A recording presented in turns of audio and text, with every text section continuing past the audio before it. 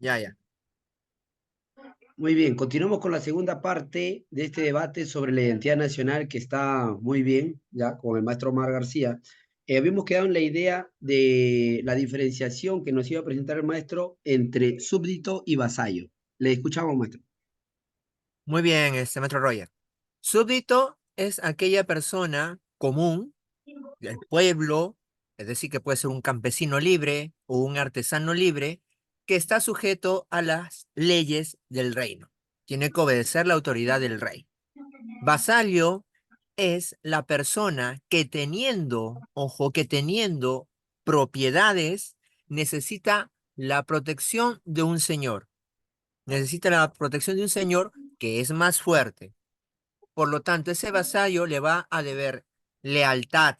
Incluso va a poner su propiedad, su fortuna a disposición del señor que lo protege.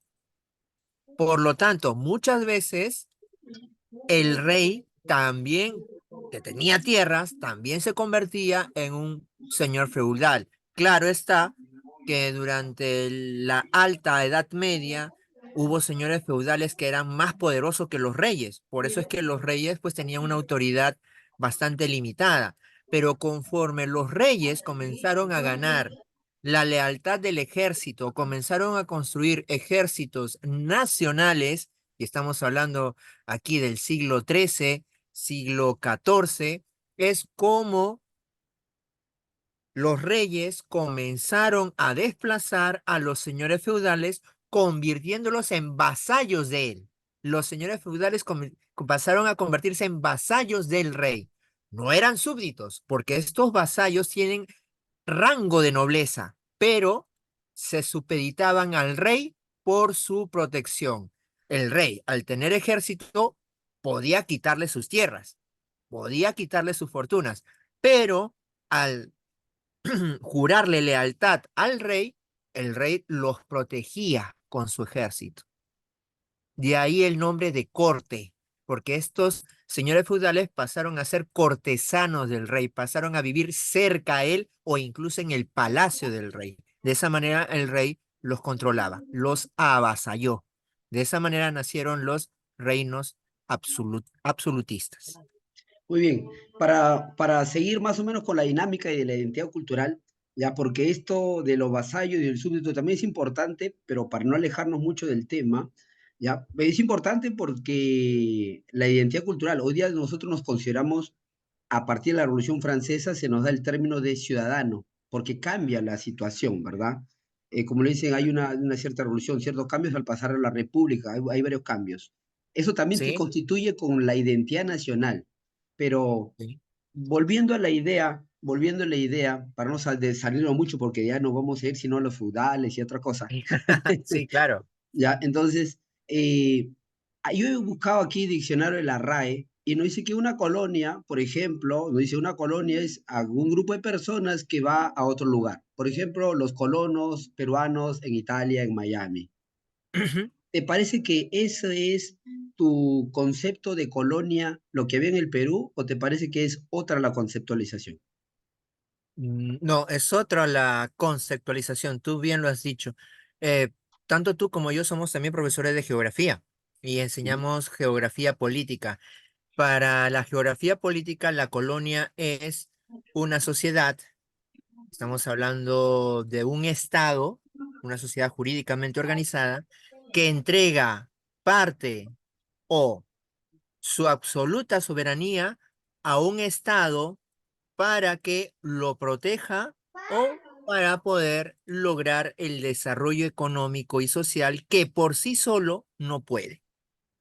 Entonces, hablamos de colonia como un estado avasallado, un estado que está bajo la protección y bajo el gobierno de otro estado.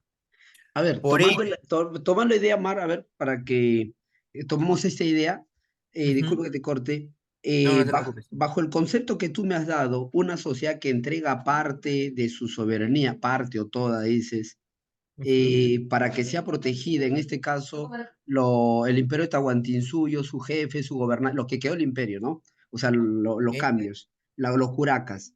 se colocan bajo la protección, dice, de España para lograr un desarrollo, porque por sí solo no puede serlo. Entonces, bajo el concepto que tú has desarrollado, ¿te parece entonces que la presencia de España en el Perú, por lo tanto, le benefició a nuestra tierra, dado que España nos protegía y ya que por sí solo nosotros no pudiéramos estar protegidos? ¿Te parece entonces que es no un concepto denigrante como de repente uno escucha una colonia, o sea, como sinónimo de esclavos? No sé, ¿cómo lo ves tú? ¿Ves que, caramba, estamos hablando de discursos históricos como dialécticos, donde el término colonia pues significa sociedad esclavizada o sobreexplotada desde el punto de vista económico. ¿Mm? Am,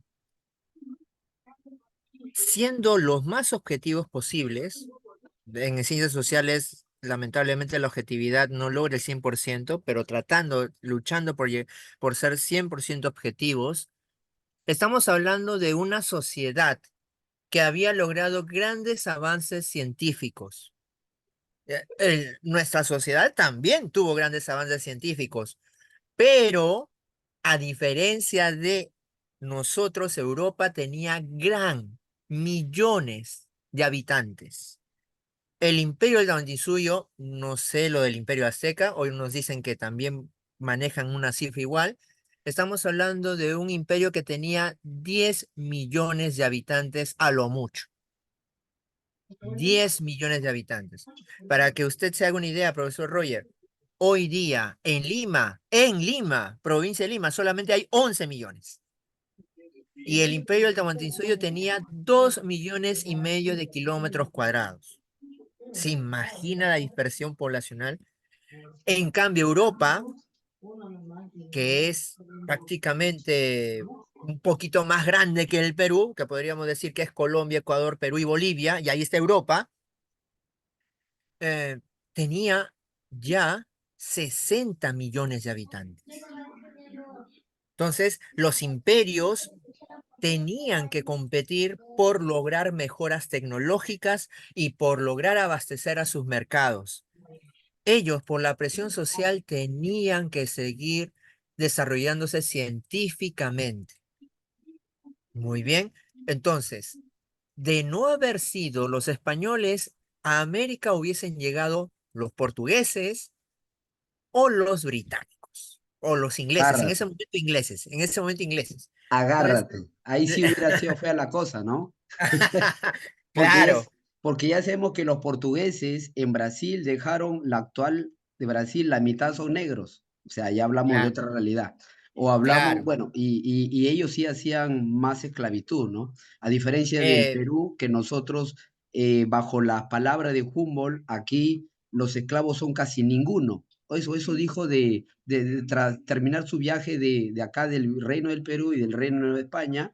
Él dijo así: aquí en América la esclavitud es casi nada. Ojo, contrario a lo que uno escucha muchas veces, eso lo encontramos nosotros en el escrito de Humboldt sobre ensayos sobre la política de Nueva España.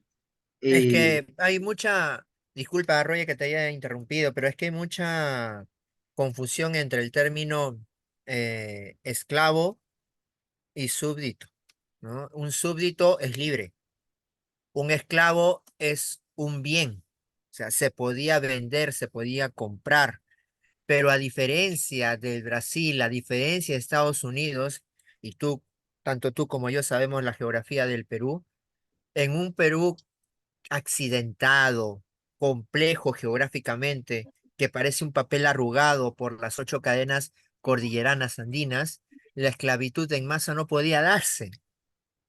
No tenemos grandes llanos, no tenemos grandes praderas, solamente pequeños valles. En cambio, Brasil y en cambio Estados Unidos tienen amplias planicies, amplias praderas en donde la agricultura podía desarrollarse de una forma exponencial.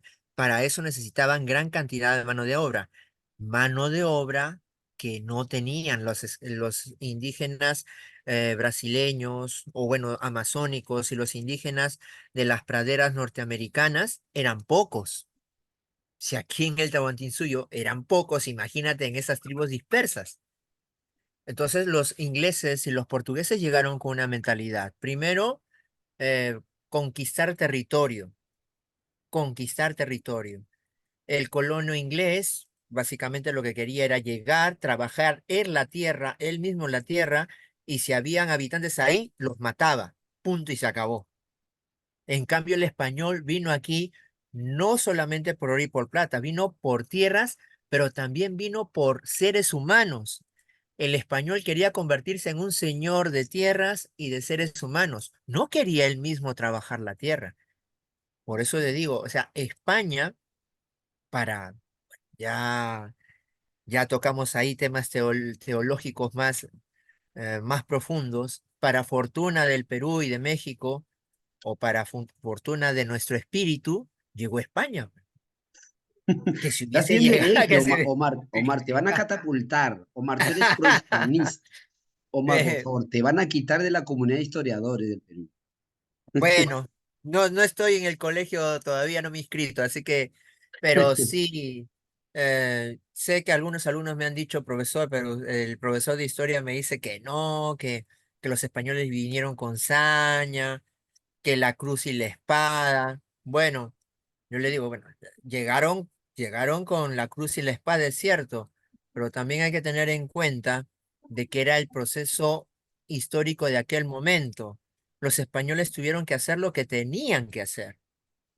Muy bien. Y al encontrarse aquí, a diferencia de los otros imperios, los españoles valoraron la riqueza cultural del Tahuantinsuyo y de los diferentes reinos que conformaron el Tahuantinsuyo. Eso es Tanto es importante para el así, tema de identidad, Omar, discúlpame, pero lo que ha claro. dicho es importante para el tema de identidad que España valora.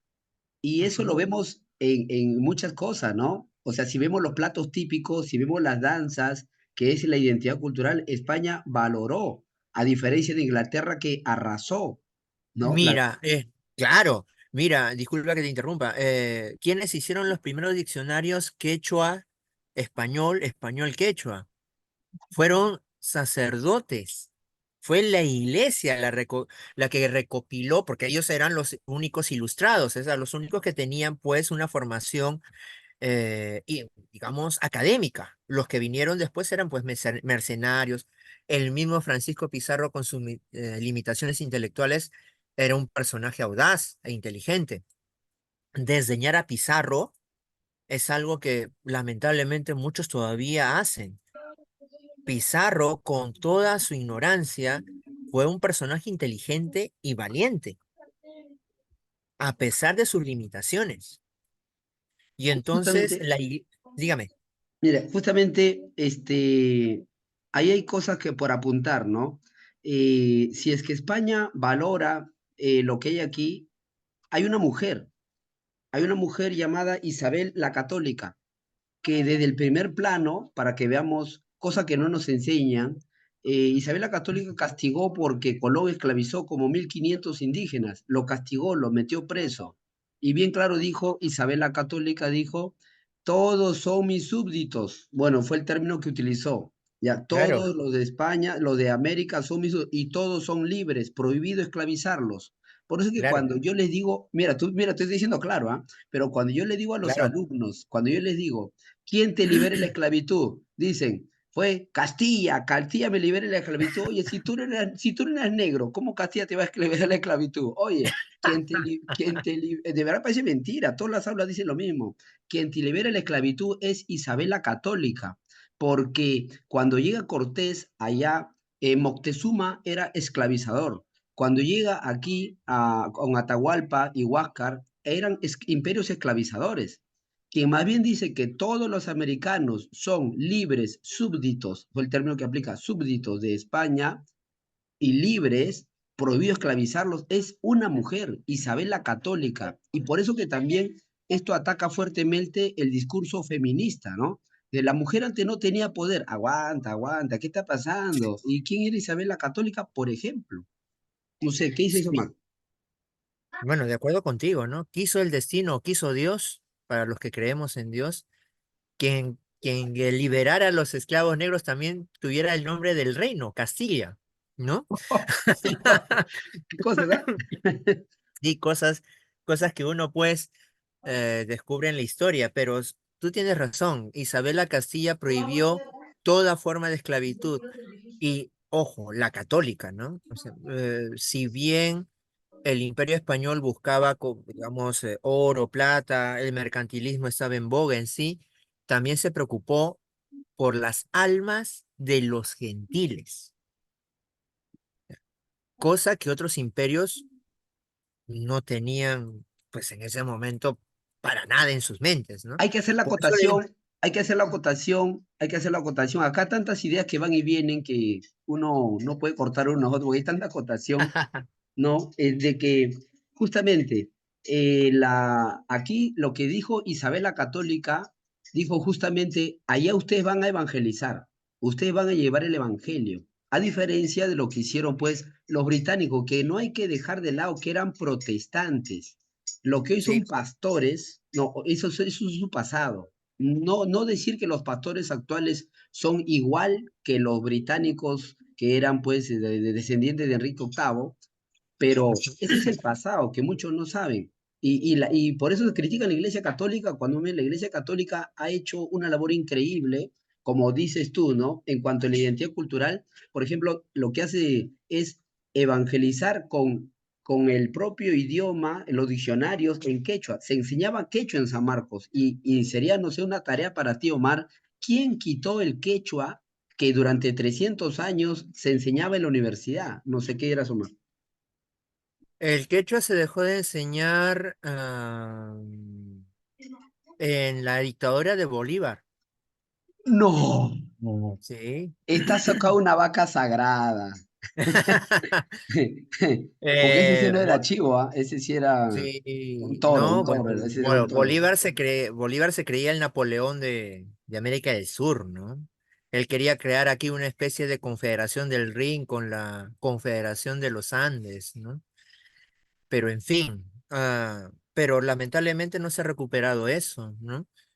Si bien el inglés es un idioma importante, uno no puede cerrar la realidad, no puede cerrar los ojos a la realidad. Los, los textos de último desarrollo científico, filosófico, tecnológico, en fin, de todos los niveles están hechos en inglés porque ellos son los que crean el conocimiento por ahora.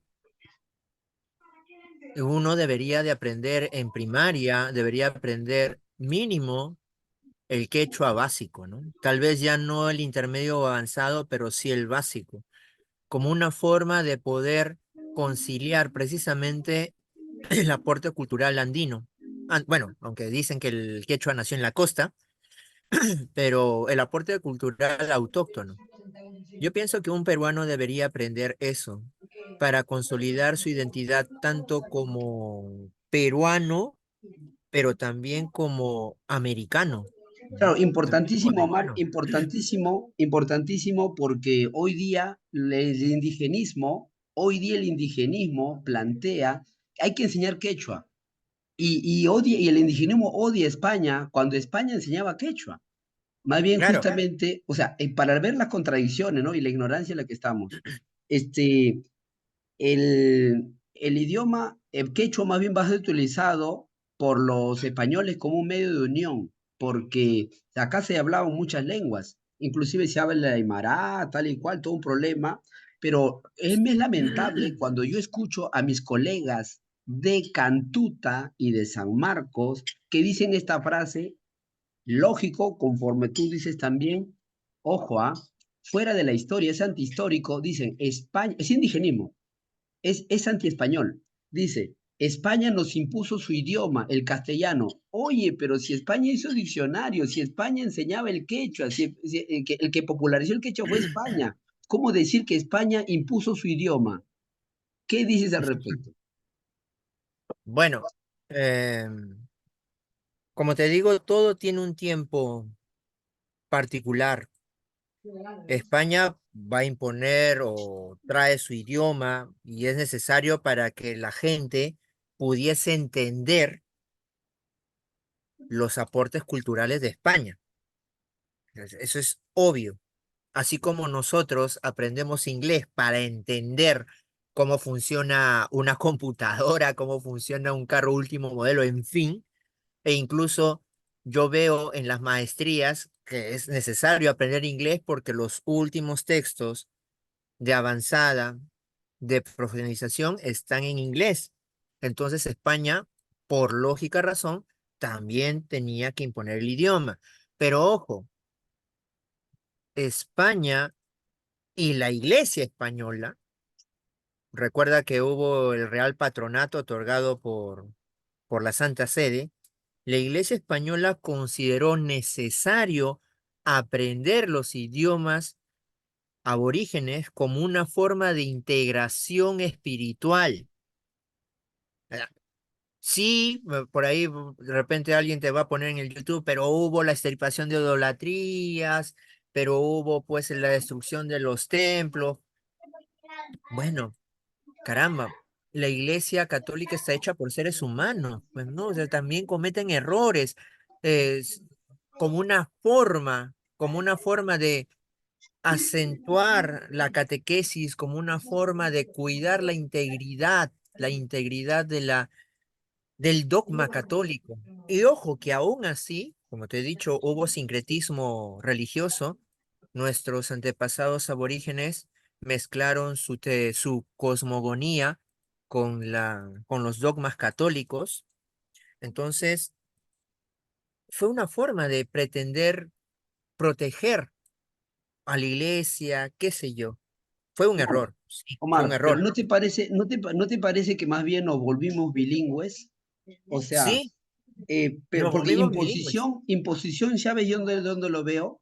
Yo veo imposición en lo que hizo Estados Unidos allá en Filipinas, porque cuando con engaños Filipinas es arrancado del Imperio Español, allá le dice, Estados Unidos le dice, sí, te vamos a mejorar, vamos a ayudarte, y hacen totalmente lo contrario. Yo he leído un escrito propiamente del que, entre comillas, independiza Filipinas, y allá lo que dicen los norteamericanos, lógico, protestantes y masones, ellos prohíben que se hable el castellano. ¿No te parece más bien que España no prohibió el idioma indígena, más bien lo promovió?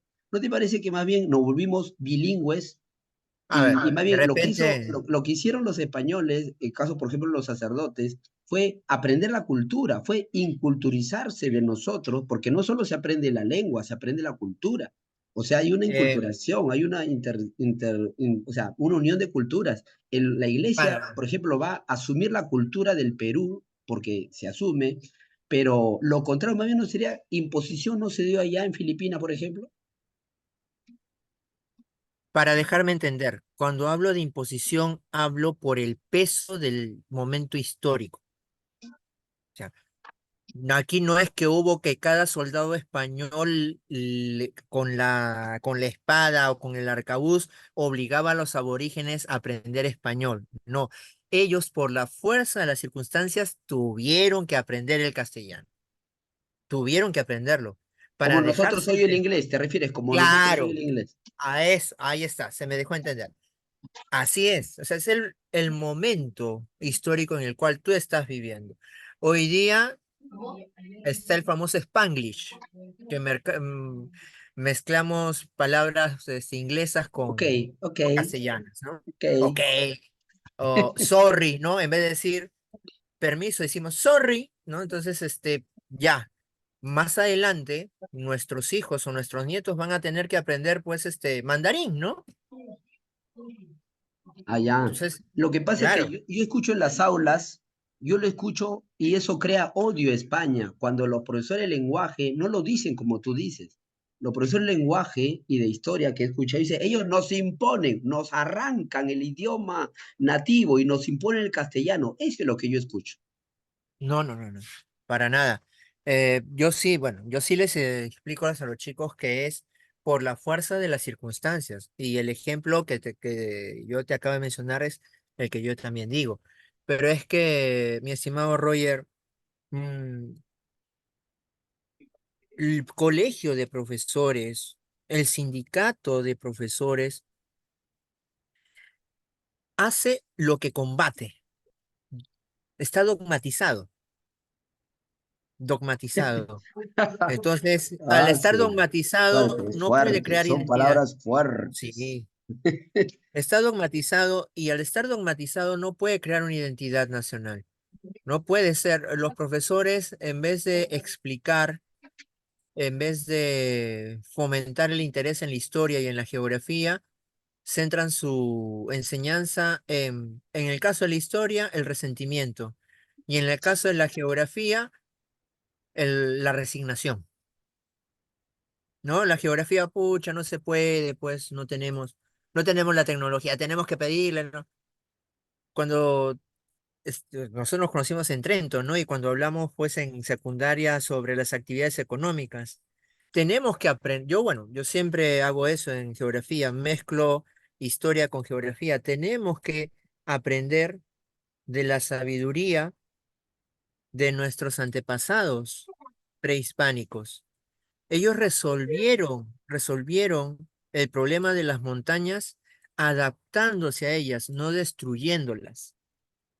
Entonces, los caminos incas como el Capac Ñan pueden replicarse, pueden ser inspiración para construir una red vial en el Perú, por supuesto, rodeando las montañas.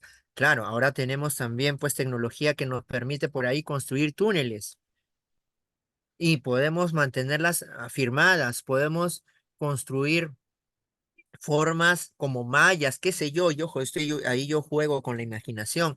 Por eso les digo a los chicos, caramba, entre ustedes puede estar la ingeniera, el ingeniero, el arquitecto, la arquitecta que pueda resolver el problema de los derrumbes, de los deslizamientos. Entonces, estimado Roger, si tú no fomentas la imaginación o la inspiración en la historia del Perú, entonces la geografía tampoco va a ser pues modificada a nuestro favor. Lamentablemente, tú conoces, tú lo acabas de decir, hay colegas que prefieren pues el discurso fácil, el discurso confrontacional o la victimización para enseñar cursos que más bien deberían de llenarnos de orgullo, deberían de llenarnos de optimismo. Claro, Es así. yo tomo la palabra al respecto en eso, en cuanto a, voy a hacer un video al respecto, ya tengo información recabada sobre lo que hubo, ¿no? La unión de estas dos culturas, que fue muy rica, que tenemos el plato más rico del mundo, el ceviche, somos campeones mundiales durante años consecutivos, tenemos tantas cosas maravillosas, ¿no? Que hay que tomar en serio, pero una cosa, querido Omar, es me llama fuerte la atención cómo se enseña también el aspecto religioso en San Marcos. Me llama mucho la atención y realmente me da pena. Lo que pasa es que yo también he estudiado teología y he estudiado filosofía. Y si hablamos nosotros de filosofía, solo se habla de que hay una sola verdad. No puede haber dos ni tres verdades. O sea, hoy día se ha metido la idea de que todos los dioses y todas religiones son lo mismo y son iguales. E inclusive dice, no, de religión no se discute porque vamos a pelear. Ojo, pero existe una verdad. Y el asunto es que en San Marcos se enseña como que el llamado Dios cristiano, que ellos lo tienen como si fuera cualquier cosa, vale igual que Pachacútec, o vale igual que Huiracocha, o vale igual que cualquier otro Dios. Por eso, cuando hablamos de extirpación de idolatrías, el término no dice ídolos. Ídolos significa que no son dioses, que hay un solo Dios. Entonces, hay que entender también que el proceso de extirpación de idolatrías eh, en la palabra ídolo es porque hay un ídolo, o sea, por el lenguaje. Ídolo significa algo que ocupa el lugar de Dios, o sea, que no es Dios. Y si nosotros vemos los dioses sangrientos de Nueva España, como de acá el Perú, justamente nos dice, por ejemplo, Patricio Lons, que aquí en el Perú se le llamaba a Jesucristo el Dios bueno, a comparación de sus dioses que eran sangrientos. Es más, no dice, no, que jamás hemos escuchado a un Dios que da la vida por nosotros. Al contrario, todos nuestros dioses nos piden sacrificios humanos. Entonces, por eso el cristianismo va a calar con agrado en los indígenas. Tanto es así que nosotros tenemos a Pauyuinca, que se bautiza voluntariamente y él fomenta una iglesia, él crea una iglesia, él construye una iglesia. O sea, nosotros vemos que el discurso cristiano, el mensaje cristiano, el dogma cristiano es liberador, a diferencia de las religiones que se llevan aquí, que eran como el caso de Moctezuma, ¿no? Se comía la gente. A diferencia de lo que hace Cortés, allá también es, señores, a partir de entonces del cristianismo, si asumimos el cristianismo, ya nadie se va a comer a nadie. Entonces fue una liberación. Y además, Pizarro, nosotros cuando escuchamos a Pizarro acá en Historia del Perú, leemos sobre Pizarro, nosotros solo nos enseñan a Pizarro desde Piura en adelante, pero nunca nos hablan de Pizarro de Piura para atrás. O sea, como que han cortado la historia y entonces hay muchas cosas que se dicen y no se entiende, porque no, a ver, ¿por qué cayó tan rápidamente el Imperio Traducido? Tantas cosas. Pero lo que nunca dicen es de que ya los españoles tenían toda la fama de que habían acabado el comercio de las personas, o sea, con que todos los pueblos o muchísimos pueblos allá en México, toda esa zona, se habían unido a Cortés justamente por estas cosas, porque Moctezuma era terrible. Y así lo escribe la hija de Moctezuma. Dice, el reino formado por nosotros es más justo que el reino de mi padre. O sea, mírate cómo el mensaje cristiano cala, pero a nosotros nos dicen en las universidades que hace una imposición, que nos han quitado a nuestros dioses. Ojo, pero es que los otros dioses, el sol no es un dios de verdad, que Jesucristo es el verdadero Dios. Y eso está comprobado con la ciencia. El problema es de que nos han dicho que Jesucristo no es Dios, y esa es ya la versión atea marxista, y de que todo, y que nos quitaron a nuestros dioses y nos pusieron a un Dios cualquiera, Jesucristo. Hay que cambiar a Jesucristo y hoy día dicen hay que volver a adorar al sol, a la luna y al agua. Hoy se está haciendo adoración con el pago del agua y el pago de la tierra, se está haciendo Yakurraimi. Hoy en el Perú se está enseñando en los centros de estudio del Estado, se está enseñando a hacer pago al agua. No sé qué te parece, Omar. Bueno, estamos en una onda pues progre en donde todo lo ancestral merece respeto, no se ve como una cosa pues recreativa, en fin. La Iglesia Católica tiene mucha labor en eso también. Hay que reconocer que la Iglesia Católica en estos últimos años ahí tiene un punto flaco, pero en San Marcos, religión es lo que menos vas a encontrar. ¿Cómo? No hay religión en San Marcos. O sea, San Marcos empezó como una pontificia universidad de Lima. Y si Domingo de Guzmán, el dominico que propuso su fundación, viera lo que hoy día es San Marcos, pucha, yo creo que así como Jesús arrojó a chicotazos a los mercaderes, yo creo que agarraría también un chicote para votar a todos los catedráticos que están ahí, ¿no? Omar, te voy a Eh, contar algo. Omar, te voy a contar algo. eh, Disculpa que te corte, pero lo que vemos nosotros después de la independencia, que se unieron los masones, hay un doctor Celso Bambarén que en 1866, San Marquino de la Cátedra de Medicina, él dijo, me declaro enemigo público de Jesucristo. Mira qué pasó en 1821 y cómo terminamos con esa frase de un congresista, ya, de un congresista y doctor en la cátedra en San Marcos, lo que mismo está diciendo, ¿no? ¿Qué pasó ahí? sí, pero lo que tú haces, tu labor, es muy encomiable realmente, Roger. Pretender hoy día luchar por religión, sobre todo en una era que fomenta el practicismo, el ateísmo, el materialismo, en fin, es realmente, para mí, muy valiente, muy valiente. Yo te digo, desde mi punto de vista, la religión es la base moral de todo, de toda sociedad y de todo ser humano. La religión, más allá de confrontaciones, nos debe llevar a la unión. Yo te digo la verdad, yo que soy católico y que me puedo mechar con un budista o con un maometano o con un musulmán si insultan a la Virgen María, tengo que poner a veces, como se dice, tengo que poner la enseñanza de la no violencia, ¿no? Jesús nos llama a ser pacientes, ¿no? Pero astutos, astutos. En fin, la religión ha sido y es una de las bases de nuestra identidad. Gracias a ella se ha podido rescatar mucho de los valores ancestrales de nuestras sociedades prehispánicas, la quechua, la muchic, la puquina, la chanca, la huanca, en fin, la chachapoya, la cañari. O sea, me quedo corto, nuestras etnias son variadas, pero la religión católica las ha podido unificar. O sea, la base está en que debemos reforzar eso. ¿Por qué crees, Roger, que las provincias están movidas? Porque es el campesino el que aceptó a Dios, a Jesús, a María como referentes de libertad, de paz. O sea, Dios, el máximo creador, Jesús, el Salvador y María, la Madre Intercesora, ¿no? Y fíjate, en estos últimos 30 años, los profesores senderistas, los profesores ideologizados por el maoísmo en provincias han destruido todo eso,